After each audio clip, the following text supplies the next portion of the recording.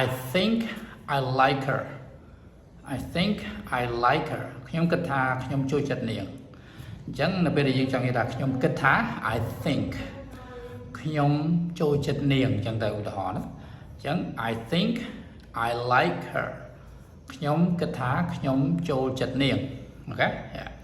ប៉ុន្តែនៅពេលដែលយើងចង់បដិសេធវិញខ្ញុំគិតថាខ្ញុំមិនចូលចិត្តនាងទេអញ្ចឹងយើងគួរនិយាយបែបម៉េច I think I don't like her យើងអត់និយាយចឹងទេណា clear ហ្នឹងអត់ត្រឹមត្រូវទេនៅពេលដែលយើងចង់បដិសេធយើងបដិសេធកន្លែង think អូខេយើងនិយាយថា I don't think I like her មានន័យថាខ្ញុំគិតថាខ្ញុំមិនចូលចិត្តនាងទេបើបកតាមហ្នឹងយើងបកថាខ្ញុំមិនគិតថាខ្ញុំចូលចិត្តនាងទេអញ្ចឹងនៅពេលដែល I think នៅពេលដែលពាក្យ think ពេលដែលបដិសេធគឺយើងបដិសេធកន្លែង think អូខេ I think I like her ខ្ញុំគិតថាខ្ញុំចូលចិត្តនាងដល់ពេលបដិសេធ I don't think I like her ខ្ញុំគិតថាខ្ញុំមិនចូលចិត្តនាងអញ្ចឹងបដិសេធនៅកន្លែង think អូខេ I don't think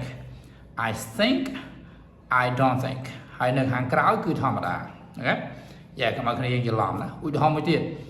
I think you should study science ខ្ញុំគិតថាអ្នកគួរតែរៀនមុខវិជ្ជាវិទ្យាសាស្ត្រឧទាហរណ៍ណាប៉ុន្តែបើខ្ញុំចង់និយាយថាខ្ញុំគិតថាអ្នកមិនគួររៀនមុខវិជ្ជាវិទ្យាសាស្ត្រទេអញ្ចឹងជាត្រឹមត្រូវគឺយើងនិយាយថា I don't think you should study science ខ្ញុំគិតថាអ្នកមិនគួររៀនភាសាមុខវិជ្ជាវិទ្យាសាស្ត្រទេអញ្ចឹងគ្នាយើងមួយចំនួនគាត់និយាយបដិសេធគាត់ទៅបដិសេធកន្លែងខាងក្រោយគាត់អាចបដិសេធថា I think you shouldn't study science អាហ្នឹងបើនិយាយទៅថាអត់ត្រូវទេណាតែយើងនិយាយភាសានិយាយយើងអាចស្ដាប់គ្នាយល់បានថា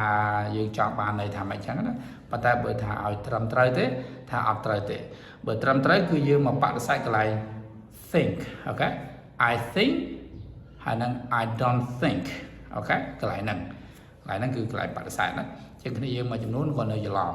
អូខេអញ្ចឹងសង្ឃឹមថាបន្ទាប់ពីមើលវីដេអូនេះហើយគ្នាយើងយល់បានណាតើតើនឹងការបដិសេធ I think I don't think I think so I don't think so អូខេចឹងកន្លែងហ្នឹងទៅហើយប្រយោគខាងក្រោយគឺធម្មតាឧទាហរណ៍មិញ I think I like her I don't think I like her okay I think you should study science I don't think you should study science that's it for the video see you in the next one